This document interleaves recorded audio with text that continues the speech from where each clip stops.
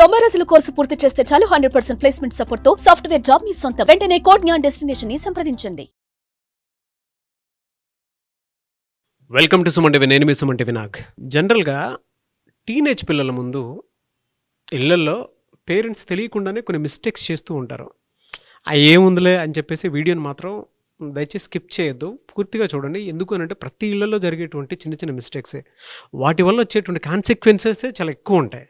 అందరం అనుకుంటూ ఉంటాము మన పిల్లలే కదా, ఏమవుద్ది అని చెప్పి బట్ అలా మీరు నెగ్లెక్ట్ చేయటం వల్లే పిల్లలు బయటికి వెళ్ళిన తర్వాత మీ చేతుల్లోకి లేకుండా పోతున్నారు. సో అలా కాకుండా ఉండాలంటే ఈ వీడియోని మొత్తం పూర్తిగా చూడండి. ఈరోజు మనతో పాటు ఎమోషనల్ హెల్త్ కోచ్ షఫీ గారు ఉన్నారు. అది వారి మాటలో అడిగి తెలుసుకుందాం. Hello sir. హలో నాగరాజు గారు. సార్, టీనేజ్ పిల్లల ముందు పేరెంట్స్ చేయకూడనటువంటి కొన్ని విషయాలు ఉంటాయి. డెఫినెట్గా వాటి మీద ఇవాళ ప్రతి ఇంట్లోనూ కూడా దీనికి సంబంధించినటువంటి చిన్న డిస్కషన్ అయినా జరగాలి.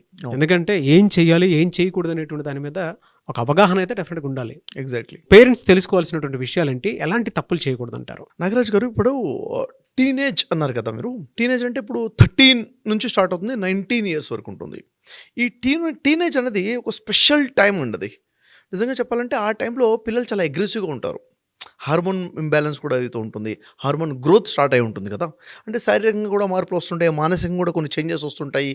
దాన్ని అర్థం చేసుకోవడంలోనే కొంచెం కన్ఫ్యూజన్లో ఉంటారు పిల్లలు, అమ్మాయిలైనా అబ్బాయిలైనా కానీ. ఆ టైంలో చాలా అగ్రెసివ్నెస్ ఉంటుంది, ప్రతి దాని ఇంపాక్ట్ ఎక్కువ తీసుకుంటారు. అది పాజిటివ్ అయినా ఎక్కువ ఇంపాక్ట్ ఉంటుంది, నెగిటివ్ అయినా కానీ వాళ్ళ మానసికంగా చాలా ఎక్కువ ఇంపాక్ట్ ఉంటుంది. ఈ టైంలో పేరెంట్స్ యొక్క బిహేవియర్ని చాలా క్లోజ్గా వాచ్ చేస్తారు వాళ్ళు. ఈ టైంలో చాలా ఎక్కువ ఫోకస్ ఉంటుంది, దాన్ని నేర్చుకుంటారు కూడాను. ఒకవేళ పేరెంట్స్ బిహేవియర్ కనుక పిల్లల పట్ల పాజిటివ్గా ఉంటే ఇంపాక్ట్ కూడా చాలా ఎక్కువ పాజిటివ్గా ఉంటుంది. ఒకవేళ నెగిటివ్ ఇంపాక్ట్ ఉంటే చాలా ఎక్కువ నెగిటివ్గా రిజల్ట్ ఉంటుంది. సో ఈ టీనేజ్ అనేది చాలా క్రూషియల్ పీరియడ్ అని చెప్పొచ్చు. పిల్లలు చెడిపోయేది కూడా ఇక్కడే, పిల్లలు కరెక్ట్గా వాళ్ళ లైఫ్ని డిజైన్ చేసుకునేది కూడా ఇదే ఏజ్ అని చెప్పాలి. 19 ఇయర్స్ లోపల 13 ఇయర్స్ నుంచి. మరి ఈ వీడియో ఎంత ఇంపార్టెంట్ అంటే, నేను ఒక మాట చెప్తాను. నిజంగా మీ పిల్లలంటే మీకు ఇష్టమైతే, నా పిల్లలు నాకు ఇష్టమని మీరు అనుకుంటే ఖచ్చితంగా వీడియో మొత్తం చూడండి. ఎందుకంటే నాగరాజు, ఇప్పుడు నేను చెప్పబోయే పాయింట్స్ దాదాపు ఒక 10 పాయింట్స్ మనం డిస్కస్ చేద్దాము. ఈ 10 పాయింట్స్లో నాకు తెలిసి ప్రతి పేరెంట్ కనీసం 2, 3, 4 తప్పులు చేస్తుంటాడు. ఇవి ఎప్పుడు తెలుస్తాయి? ఇవి విన్నప్పుడు రియలైజ్ అవుతాం. అంటే అసలు కొన్ని తప్పులు నేను చేసేవి అవి తప్పులన్న ఫీలింగ్ కూడా నాకు లేకుండా నేను చేసేసుకుంటూ ముందుకెళ్ళిపోతుంటాను. అది నాకు అలవాటుగా మారిపోయి ఉంటుంది కూడాను. కాబట్టి ఇది ఖచ్చితంగా ప్రతి పేరెంట్ చూడాల్సిన వీడియో. ఈ 10 పాయింట్స్లో ఏదైనా పాయింట్ నాలో ఉందా లేదా నేను చెక్ చేసుకోవాలి. ఎందుకంటే నా పిల్లల మానసిక స్థితిని డిజైన్ చేసేది, చెడగొట్టేది కూడా నా బిహేవియర్ అని తెలిసినప్పుడు నా బిహేవియర్ నేను సరి చేసుకోవాలి. దాంట్లో ముఖ్యంగా ఫస్ట్ పాయింట్ మనం చూసుకుంటే నాగరాజు గారు, ప్రతి వ్యక్తితో తప్పు అవుతుంది కదా. తప్పులు చేయనివాడు ఎవడు ఉంటాడు చెప్పండి? ప్రతి వ్యక్తి. అలాగే పేరెంట్స్తో కూడా తప్పులు అవుతాయి. వాళ్ళు మాట్లాడే విధానంలో తప్పు ఉండొచ్చు, వాళ్ళు తీసుకునే నిర్ణయాలు తీసుకోవడంలో తప్పులు ఉండొచ్చు, వాళ్ళు చేసే పనుల్లో కూడా తప్పు ఉండొచ్చు. అయితే ఇలాంటి మిస్టేక్స్ పేరెంట్స్ ఎప్పుడైనా చేస్తే పిల్లలు టీనేజ్లో ఉన్న వాళ్ళు ప్రశ్నిస్తారు, అడుగుతారు కూడాను. ఆ టైంలో పేరెంట్స్ చేసే తప్పుల్లో ఒక పెద్ద తప్పు ఏంటంటే దాన్ని యాక్సెప్ట్ చేయరండి, వాదించడం మొదలు పెడతారు. నీకేం తెలుసు అని మాట్లాడుతున్నావు, నీకు తెలియదులే అని చెప్పేసి వాళ్ళని దబాయించే ప్రయత్నం చేస్తారు. ఇంకా చెప్పండి, నోరు మూసుకొని చెప్తారు, షటప్ అని చెప్తారు. ఎందుకంటే తప్పు రియలైజేషన్ చేసుకోవాలనే ఆలోచన ఉండదు. మేబీ ఇక్కడ ఈ పేరెంట్లో మదర్కో ఫాదర్కో ఒక ఈగో ఉండొచ్చు, ఆ ఈగో హర్ట్ అవుతుందన్న ఆ ఫీలింగ్ అయి ఉండొచ్చు, వాళ్ళలో లో కాన్ఫిడెన్స్ ఉండొచ్చు. ఏదో కారణం వల్ల వాళ్ళు తప్పుని రియలైజ్ అవ్వడం కాకుండా, యాక్సెప్ట్ చేయడం కాకుండా షటప్ అనే పదం వాడుతూ ఉంటారు. నీకు తెలియదు, నువ్వు మూసుకో అని చెప్పేసి కూర్చోబెట్టే ఆలోచన చేస్తుంటారు. ఇది చాలా పెద్ద మిస్టేక్ అండి. ఎప్పుడైతే పేరెంట్ షటప్ అంటారో నిజానికి షటప్ అవ్వరు వాళ్ళు, అక్కడ స్టార్టప్ అవుతుంది ఆలోచన. ఎందుకు షటప్ అంటున్నారు అంటే, తప్పు చేశాడు కదా, అమ్మ తప్పు చేసింది కదా, ఇలా అనకూడదు చేసింది కదా, ఎందుకు యాక్సెప్ట్ చేయట్లేదు అది. ఇక్కడ ఏమవుతుందంటే నాగరాజు గారు, పేరెంట్స్ మీద ఉన్న ట్రస్ట్ పోతుంది ఇక్కడ టీనేజ్కి, ఆ పిల్లలకి. ఏంటి తర్వాత రెస్పెక్ట్ కూడా పోతుంది. అవును కదా, ఇప్పుడు వాళ్ళు తప్పు చేశారు, యాక్సెప్ట్ కూడా చేయట్లేదు, రెస్పెక్ట్ పోతుంది. ఇంకొకసారి వారు ఏదైనా చెబితే ఆ మాటను తీసుకోవడానికి కోసం కూడా వీళ్ళు వెనకాడతారనమాట. రెస్పెక్ట్ పోతుంది. అంటే మీరు యాజ్ ఎ పేరెంట్గా మీ పిల్లల దగ్గర మీరు రెస్పెక్ట్ ఉండాలి అన్నా కానీ, వాళ్ళు ఎప్పుడన్నా తప్పు చేసినప్పుడు వాళ్ళు సరి చేసుకోవాలన్నా కానీ మీరు షటప్ అనే ధోరణి తీసేసేయాలి. మరి ఏం ఉండాలి సార్? ఏదైనా ఉన్నప్పుడు రియలైజ్ అవ్వాలి కదా. నిజంగా తప్పు అయితే రియలైజ్ అయ్యి సరిదిద్దుకొని, అవును నేను ఇక్కడ మిస్టేక్ చేశాను మీరు చెప్తే, రేపు మీ పిల్లవాడి జీవితంలో కూడాను వాడు తప్పు చేసి యాక్సెప్ట్ చేస్తాడు, రియలైజ్ అవుతాడు. ఈ మిస్టేక్ చేయకూడదండి. ఇంకో మిస్టేక్ మనం చూసుకున్నట్లయితే, పిల్లలు ఆ టీనేజ్లో ఉన్నవాళ్ళు అగ్రెసివ్గా ఉంటారని చెప్పుకున్నాం, మాట్లాడుతుంటారు. పేరెంట్స్ చేసే తప్పులో ఇంకో తప్పు ఏంటంటే, రెండో తప్పుగా మనం చూసుకుంటే వాళ్ళ మాటలను ఇగ్నోర్ చేస్తారండి, వాళ్ళ ఆలోచనల్ని ఇగ్నోర్ చేస్తారు. ఇప్పుడు ఇంటి వ్యవహారంలో ఏదో మాట్లాడుకుంటున్నారు కుటుంబ విషయంలో, వాళ్ళు ఏదో మాట్లాడేటప్పుడు వాళ్ళని ఇగ్నోర్ చేయటము, వాళ్ళ ఆలోచనని ఇగ్నోర్ చేయడము, వాళ్ళ అభిప్రాయాన్ని ఇగ్నోర్ చేయడము, వాళ్ళ ఇష్టాలని ఇగ్నోర్ చేయడం, పట్టించుకోవడము, పేరెంట్స్ వీళ్ళ ఇష్ట ప్రకారంగానే పనులు చేసుకుంటూ ముందుకెళ్ళిపోవడము. ఇంకా చెప్పాలంటే ఆ పిల్లవాడు లేక అమ్మాయి లేక అబ్బాయి వాళ్ళ లైఫ్కి సంబంధించిన ఏదైనా విషయంలో వాళ్ళు మాట్లాడుతున్నా కానీ వాళ్ళ ఇష్టాన్ని పట్టించుకోకుండా వీళ్ళ ఇష్టాన్ని వాళ్ళ మీద రుద్దటం ఏదైతుందో, ఇది చాలామంది చేసే మిస్టేక్ అనమాట. మరి ఇలా చేస్తే ఏమవుతుంది, పిల్లలు ఏమైపోతారంటే వాళ్ళు చెప్పడం ఒకటిసారి 2 సార్లు 3 సార్లు ప్రయత్నించి వీళ్ళు ఇగ్నోర్ చేయడం ఎప్పుడైతే చేస్తారో చెప్పడం మానేస్తారు. వాళ్ళు చెప్పడం మానేసి, నేను చెప్పినా కానీ నా ఇష్టానికి వాల్యూ లేదు కదా, నేను ఎందుకు చెప్పాలి అని చెప్పేసి 2 రకాల ధోరణి రావచ్చు. కంప్లీట్గా వాళ్ళు నిజంగా షటప్ అయిపోవచ్చు, అంటే ఇక చెప్పడం మానేయచ్చు, ఇంకెవ్వరికీ షేర్ చేసుకోరు, అంటే ఇంట్రావర్డ్గా అయిపోతారు. అంటే వాళ్ళకు ఉన్న గ్రేట్ స్కిల్ షేరింగ్ని ఆపేశారు ఇక్కడ. లేకపోతే ఏమైతే ఉండొచ్చు, వీరు అక్కడ చెప్పకుండా వేరే వాళ్ళు చెప్పడం మొదలు పెడతారు. ఇంకా బయట ఫ్రెండ్స్కి షేర్ చేసుకోవడం, షేర్ చేసుకోవడం వల్ల మేబీ మిస్గైడ్ అయ్యే అవకాశం కూడా ఉంటుంది. సో ఎప్పుడైతే పేరెంట్స్ మీకు వాల్యూ ఇవ్వట్లేదో మీరు కూడా పేరెంట్స్కి వాల్యూ ఇవ్వరు. ఒక ఏజ్ వచ్చిన తర్వాత పిల్లల ఇష్టానికి వారు ఎప్పుడైతే వాల్యూ ఇవ్వలేదో తల్లిదండ్రుల ఇష్టాన్ని కూడా వీరు పట్టించుకోకపోవడం అనేది కామన్గా ఫ్యూచర్లో డెవలప్ అవుతుంది. ఇది ఒక పెద్ద మిస్టేక్ అనమాట. ఇలాంటి మిస్టేక్ కనుక మనం చేస్తుంటే దాంట్లోంచి బయటకు వచ్చేయాలి. ఓకే. మరొక మిస్టేక్ నాగరాజు గారు, తల్లిదండ్రులు పిల్లలతో రాంగ్ కమిట్మెంట్స్ ఇస్తుంటారు. ఫర్ ఎగ్జాంపుల్, వస్తాను అని చెప్తాడు, రాడు ఆ టైంకి. చేస్తాను అని చెప్తారు, అది చేయరు.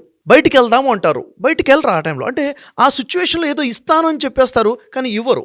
ఎందుకు ఇలా జరుగుతుంది? కమిట్మెంట్స్, రాంగ్ కమిట్మెంట్స్ ఎందుకు ఇస్తున్నారంటే అసలు ఇంటెన్షనే ఇవ్వడం అయి ఉండదు. ఫర్ ఎగ్జాంపుల్, నీకు ఇది తెచ్చిస్తానంటారు, మాటే అంటున్నారు తప్ప నిజానికి తెచ్చిచ్చే ఉద్దేశం లేదు, అక్కడ ఇంటెన్షన్ లేదు.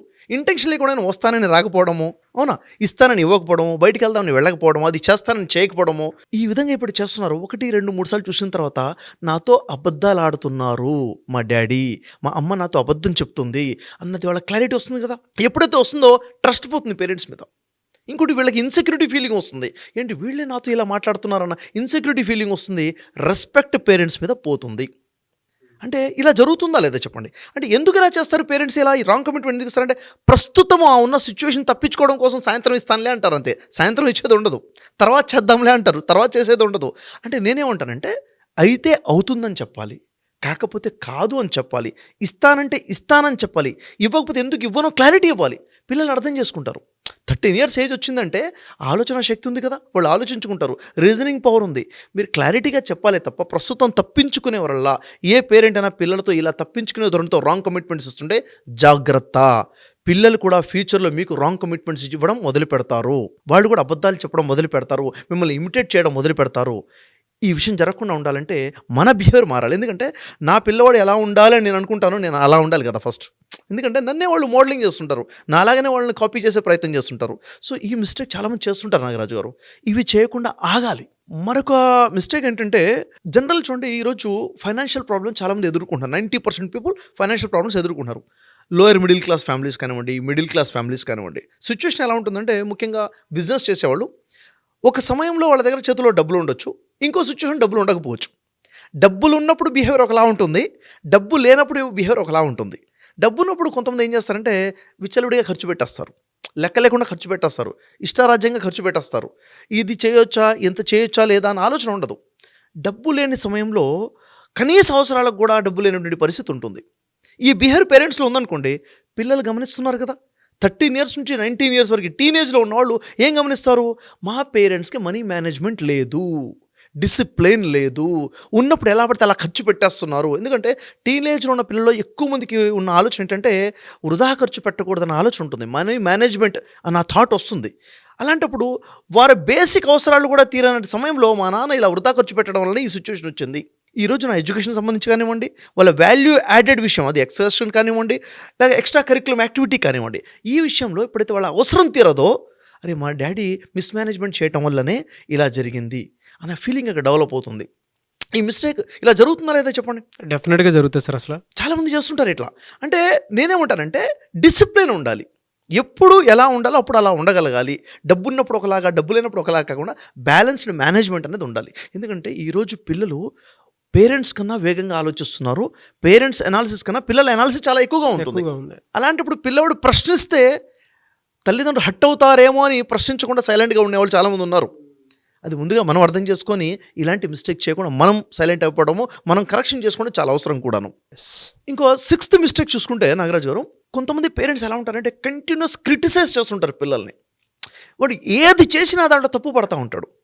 ఏంట్రా తలట్లు దూకున్నావేంటి, చెప్పులట్లు వేసుకున్నావేంటి, అక్కడ కూర్చొని తింటున్నావేంటి, నువ్వు ఇలా చేసావేంటి, ప్రతి దాన్ని కూడా క్రిటిసైజ్ చేస్తుంటారు. ఎప్పుడైతే ఈ క్రిటిసైజ్ చేసే అంటే వాడు నిజంగా వాడి మెంటాలిటీ క్రిటిసైజం మెంటాలిటీ అన్నట్టు అనిపిస్తుంటుంది. ఎప్పుడైతే ఇలా ప్రతి దాన్ని క్రిటిసైజ్ చేస్తారో పిల్లలు ఒక స్థాయి దాటిన తర్వాత ఇరిటేట్ అవ్వడం మొదలు పెడతారు. అంటే నేను చెప్తే పిల్లవాడికి మారతాడు అనుకుంటున్నాను కదా, వాస్తవానికి మార్పు రాదు. అక్కడ ఇరిటేషన్ మొదలైపోతుంది. ఆ ఇరిటేషన్ కాస్త ఏంట్రా బాబు వీళ్ళు నస పెడుతున్నారు అని చెప్పేసి ఆ ఫీలింగ్తో మానసికంగా పేరెంట్స్కి పిల్లలు దూరం అయిపోతారు. అంటే ఇక్కడ ఏమవుతుంది, పేరెంట్స్ క్రిటిసైజ్ చేసి కరెక్షన్ చేస్తున్నారంటే కరెక్షన్ చేయలేకపోతున్నారు. ఇంకా అక్కడ మైండ్ సెట్ మొత్తం నెగిటివ్ అయిపోతుంది. నా పేరెంట్స్ నెగిటివ్, వాళ్ళు నన్ను అర్థం చేసుకోలేరు, ప్రతిదాన్ని తప్పు పడుతూనే ఉంటారు, నా ఆలోచనలు పట్టించుకోరు అన్న దాంట్లో ఇక్కడ నెగిటివిటీ వచ్చేసి ఈ క్రిటిసైజం వల్ల మనిషి నెగిటివ్ మైండ్ సెట్లోకి వెళ్ళిపోతాడు. ఇక్కడ తన బిహేవియర్ కూడా ఫ్రెండ్స్తో మారిపోతూ ఉంటుంది. అంటే ఇక్కడ నెగిటివిటీ ఏదైతే వచ్చిందో గార్బేజ్ ఇన్ గార్బేజ్ అవుట్ అన్నట్టుగా ఏదైతే ఎక్స్పీరియన్స్ ఫీల్ అవుతాడో అదే ఎక్స్పీరియన్స్ బయటకు వచ్చి వస్తుంది. తర్వాత తన కెరీర్ ఖరాబ్ అయిపోతుంది ఈ క్రిటిసైజింగ్ అన్న మైండ్ సెట్ తనలో రావటం వల్ల. సో ఈ క్రిటిసైజ్ చేయటం వల్ల మనిషిని కన్స్ట్రక్ట్ చేయలేము. మనం ఏం చేయాలంటే అనాలిసిస్ చేయాలి, ఏది చెప్పాలో అది చెప్పాలి. ప్రతిదాన్ని కూడా పిన్ పాయింట్ చేసుకుంటూ వెళ్ళటము మంచి పద్ధతి కాదు. కొంతమంది పేరెంట్స్ చూసాము ఈ విధంగా. అంటే మా కౌన్సిలింగ్స్లో వస్తుంటారు కదా నాగరాజు గారు, పేరెంట్స్తో మాట్లాడినప్పుడు ఒకలా ఉంటుంది వర్షను, పిల్లలతో మాట్లాడితే తెలుస్తుంది మా డాడీ ప్రతి దాన్ని కూడా క్రిటిసైజ్ చేస్తాడండి, నాకు రెస్పెక్ట్ లేదు, నా ఆలోచన రెస్పెక్ట్ లేదు, ప్రతిదీ తప్పే అంటాడు అని చెప్పి వీళ్ళు బాధపడుతుంటారు అనమాట. అంటే ఈ మిస్టేక్ కనుక పేరెంట్స్ చేస్తుంటే దయచేసి ఆపేయండి. పిల్లలు హట్ అవుతున్నారు, వాళ్ళు నెగిటివ్గా మారిపోతున్నారు. ఈ మిస్టేక్ చాలా పెద్ద మిస్టేక్ ఇది. ఇంకో మిస్టేక్ 7th పాయింట్లో మనం చూసుకుంటే మైక్రో మేనేజ్మెంట్ చేసే ప్రయత్నం చేస్తారు పేరెంట్స్. అంటే ఓవర్ కంట్రోలింగ్ అనొచ్చు దీన్ని. అంటే పిల్లవాడు ఏ చెప్పులు వేసుకోవాలో వీడే డిసైడ్ చేస్తాడు, ఏ షర్ట్ వేసుకోవాలో వీడే డిసైడ్ చేస్తాడు. పేరెంట్సే డిసైడ్ చేస్తారు. టీ షర్ట్ ఎందుకు వేసుకున్నావు, షర్ట్ వేసుకో, తల ఇటు ఎందుకు దూకున్నావు, అటు దూకో, అవునా, చాక్లెట్ ఇదెందుకు తీసుకున్నావు, ఆ చాక్లెట్ తీసుకో, వెనిలా ఫ్లేవర్ ఎందుకు, చాక్లెట్ ఫ్లేవర్ తీసుకో. ప్రతి దాన్ని కూడా మైక్రో మేనేజ్మెంట్లోకి వెళ్ళేసి వాళ్ళ జీవితాన్ని వీళ్ళే బతికే ప్రయత్నం చేస్తుంటారు అన్నమాట. ఎప్పుడైతే ఈ మైక్రో లెవెల్లో పిల్లల్ని కంట్రోల్ చేయడం మొదలు పెడతారో ఉద్దేశం ఏమై ఉంటుంది, వాళ్ళ ఆరోగ్యాన్ని దృష్టిలో పెట్టుకోనో, వాళ్ళ మంచిని దృష్టిలో పెట్టుకోనో, నా వాడిని బాగా ప్రొటెక్ట్ చేస్తున్నాను ఫీలింగ్లో వెళ్ళుంటారు. నిజానికి ప్రొటెక్ట్ చేయట్లేదు, చెడగొట్టేస్తున్నారు అక్కడ. ఇక్కడ ఏమైపోతుంది చూడండి, పిల్లలకి నాకు ఫ్రీడమ్ లేదు అన్న ఫీలింగ్ రాదా, ఇంకా నేను ఎందుకు బతకాలి అన్న ఫీలింగ్ అక్కడ వచ్చేస్తుంది. నేను ఎందుకు బతకాలి, నాకు స్వేచ్ఛ లేదు కదా అని ఉంటుంది. ఇంకొకటి డిసిషన్ మేకింగ్ పవర్ పోతుంది పూర్తిగా. ఇప్పుడు నేను ఏం కొనాలి, నా ఇష్టం లేదు కదా, మా డాడీ ఏం చెప్తే అదే, మా మమ్మీ ఏం చెప్తే అదే, నేను ఏం వేసుకోవాలి వాళ్ళు ఏం చెప్తే అదే. అంటే వాడు తినే విషయంలో, తొడిగే విషయంలో, చేసే విషయంలో, సెలక్షన్ విషయంలో ప్రతిదీ కూడా పిల్లవాడికి ఏమాత్రం ఫ్రీడమ్ ఇవ్వకుండా వీళ్ళే ఓవర్ కంట్రోలింగ్ మైక్రో మేనేజ్మెంట్ చేస్తారో దీనివల్ల పిల్లలు కంప్లీట్గా లో కాన్ఫిడెన్స్లోకి వెళ్ళిపోతారు. డిసిషన్ మేకింగ్ పవర్ లేకుండా పోతుంది, ఇరిటేట్ అవ్వటం మొదలు పెట్టేస్తారు. ఇంకా ఏది చెప్పినా వాళ్ళు వద్దంటారు కాబట్టి చెప్పకుండా పనులు చేయడం మొదలు పెడతారు. చెప్పకుండా అంటే ఏమైపోయింది, మీ కంట్రోల్ ఉందనుకున్నారు, మీ కంట్రోల్ లేకుండా పోయింది అక్కడ పిల్లల విషయంలో, అవునా లేదా? కాబట్టి ఇక్కడ పేరెంట్స్ ఓవర్ కంట్రోల్ చేయకూడదు. పిల్లలకి డిసిషన్ మేకింగ్ పవర్ ఇవ్వండి. నీ ఇష్టం రా, ఏం కావాలో తీసుకో, నీ ఇష్టం ఏదో వాడు మిస్టేక్ చేస్తాడో చేయనివ్వండి, ప్రాబ్లం లేదు కదా. మిస్టేక్ వల్ల వాడు నేర్చుకునే అవకాశం ఉంటుంది. నువ్వు ఓవర్ కంట్రోల్ అయితే చేయబాకు. ఎందుకంటే నీ జీవితం నువ్వు ఎలా బతికావో పిల్లవాళ్ళని కూడా వాళ్ళ జీవితం వాళ్ళు బతికే విధంగా వాళ్ళకి స్వేచ్ఛ ఇవ్వాలి. Freedom of thought, freedom of act, freedom of speech పిల్లలకి ఇవ్వగలగాలి. ఇది ఎప్పుడైతే మనం ఓవర్ కంట్రోల్ చేస్తామో పెద్ద మిస్టేక్ అవుతుంది. నా కొడుకంటే నాకు చాలా ఇష్టం అని చెప్పేసి ఇష్టాన్ని ఈ విధంగా చేసే ప్రయత్నం చేస్తుంటారు. ఇది ఇష్టం కాదు, కాబట్టి ఈ మిస్టేక్ చేయకుండా ఉండాలి. ఇంకా నాగరాజు గారు, ఇప్పుడు మనం మాట్లాడుకుంటాం కదా, మీకు ఏమనిపిస్తుంది, ఈ మిస్టేక్స్ ఉన్నాయా లేవా పేరెంట్స్లో? కొంచెం నాకే అబ్జర్వ్ చేసుకుంటుంటే స్టెప్ బై స్టెప్ నాకు ఫ్యూచర్ కూడా గుర్తొస్తుందండి కదా. అంటే ఈ మిస్టేక్స్ కావాలని చేయకపోవచ్చు, మిస్టేక్స్ జరుగుతున్నాయి ఈ విధంగా. ఇంకా కామన్గా జరిగే మిస్టేక్ ఏంటో చెప్పాలా, కంపేర్ చేస్తుంటాం పిల్లల్ని. ఎవరితో, అన్నదమ్ములు కంపేర్ చేస్తాము, ఫ్రెండ్స్తో కంపేర్ చేస్తాము, ఫ్రెండ్స్ పిల్లలతో కంపేర్ చేస్తాము. వాడు చూడరా అంటే వాడు డ్రెస్సింగ్ సెన్స్ ఎలా ఉంది, వాడు మాట్లాడే విధానం ఎలా ఉంది, వాడు ఎంత అవుట్స్పోకెన్గా ఉన్నాడు, నువ్వెందుకు ఇలా ఉంటున్నావు, వాడు చూడు ఎంత బాగా ఆటలాడుతున్నాడో, వాడు చూడు ఎంత బాగా చదువుకుంటున్నాడో, వేరే వాళ్ళతో కంపేర్ చేయడం మొదలు పెడతారు. ఈ కంపేరింగ్ చేయడం వల్ల అంటే కావాలని కాదు, వీళ్ళు ఏదో ఎక్స్పెక్ట్ చేస్తున్నారు కదా, ఎక్స్పెక్ట్ చేస్తే ఎక్కడో కనిపిస్తుంది, పిల్లల్లో కనబడట్లేదు, నువ్వు కూడా అలా ఉండాలని చెప్తుంటారు. ఇక్కడ ఏమవుతుందంటే ఈ పిల్లలలో ఉన్న స్కిల్ని గుర్తించట్లేదనే కదా. ఎక్కడో ఉన్న స్కిల్ని గుర్తిస్తున్నారు తప్ప నాలో ఉన్న స్కిల్ని గుర్తించట్లేదు అన్న ఫీలింగ్ ఇక్కడికి వస్తుంది ఫస్ట్. రెండోది ఏమవుతుందంటే వీళ్ళకి సెల్ఫ్ డౌట్ మొదలైపోతుంది నాగరాజు గారు పిల్లలకి. అంటే నా స్కిల్ మీద నాకే డౌట్ మొదలయ్యే విధంగా నా పేరెంట్స్ చేస్తున్నారు ఈ విధంగా. డౌట్ అంటే కాన్ఫిడెన్స్ పడిపోతుంది. ఆ తర్వాత ఎప్పుడు కూడా నా పేరెంట్స్ వాళ్ళనే ఇష్టపడుతున్నారు, నన్ను ఇష్టపడట్లేదు. దానివల్ల ఏమవుతుందంటే కాన్ఫిడెన్స్ పడిపోవడమే కాకుండా పేరెంట్స్ అంటే కూడా ఇష్టత మొదలవుతుంది. అంటే ఇండైరెక్ట్గా వాళ్ళ స్కిల్స్ని మనమే అణిచేస్తున్నాము. దయచేసి నేను చెప్పేది ఏంటంటే కంపేర్ చేయకండి. పక్షి గాలిలో ఎగురుతుంది, దాన్ని నీళ్ళలో ఏదమంటే అది ఎదలేదు, అవునా లేదా? ఫిష్ ఏదైతుందో, చేప ఏందో నీళ్ళలో ఈదగలుగుతుంది, దాన్ని గాలిలో ఎగరంటే ఎగరలేదు. ఎవరి స్కిల్స్ వాళ్ళవే ఉన్నాయి. దయచేసి మీ పిల్లల్లో ఉన్న ఆ స్కిల్ ఏంటో గమనించి అక్కడ ప్రోత్సహించాలి తప్ప క్రిటిసైజ్ చేయకండి. వాళ్ళ ముందు వేరే వాళ్ళతో కంపేర్ చేసి వాళ్ళని పొగడొద్దు. ఇది పెద్ద మిస్టేక్ ఇది. కాబట్టి stop appreciation others in front of your children అనమాట. మీ పిల్లల ముందు వేరే వాళ్ళని అప్రిషియేట్ చేయడం ఆపేయాలి. జనరల్గా కొంతమంది పేరెంట్స్, అందరూ అనట్లేదు, కొంతమంది పేరెంట్స్ చేసే మిస్టేక్ ఏంటంటే పిల్లల్ని వేరే వాళ్ళ ముందు అవమానిస్తుంటారు, హ్యూమిలేటింగ్ చేస్తుంటారు. నిజంగా చెప్పాలంటే ఇది ఒక రాక్షస ఆనందం అనిపిస్తుంది. ఎందుకు ఇలా బిహేవ్ చేస్తారో నేను ఆలోచిస్తాను. నాకు తెలిసిన విషయం ఏంటంటే పేరెంట్స్లో అంటే మదరో ఫాదరో వీళ్ళకి ఎక్కడో ఇన్ఫీరియారిటీ ఉంటుంది. ఇక్కడ వీళ్ళు ఎక్కడో ఇన్ఫీరియర్గా ఫీల్ అయి ఉంటారు.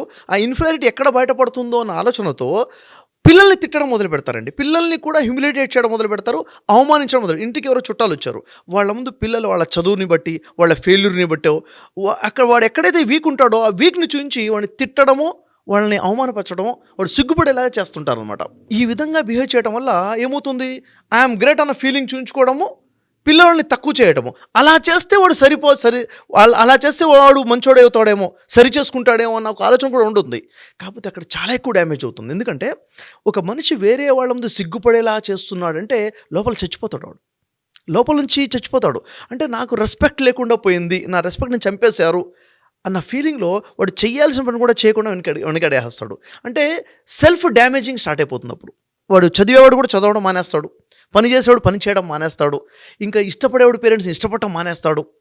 Self damaging మొదలైపోతుంది. దయచేసి పేరెంట్స్ ఎప్పుడు కూడా పిల్లల్ని అవమానపరచొద్దు. ఇంకొక వాళ్ళ ముందు వాళ్ళని తిట్టాలి అనుకుంటే, నిజంగా తప్పు అనుకుంటే వాళ్ళు భయపెట్టండి. వేరే వాళ్ళ ముందు భయపెట్టకూడదు, వేరే వాళ్ళ ముందు గద్దించకూడదు. వేరే వాళ్ళ ముందు ఎప్పుడైతే అవమానపడేలా చేస్తారో చాలా ఎక్కువ డ్యామేజ్ అవుతుంది. లోపల నుంచి వాళ్ళు డ్యామేజ్ అయిపోతారు, ఎమోషన్స్ బ్రేక్ డౌన్ అయిపోతాయి వాళ్ళకి. దయచేసి వాళ్ళ ఎమోషన్స్కి వాల్యూ ఇచ్చుకుంటూనే పేరెంట్స్ ముందుకు వెళ్ళాలి.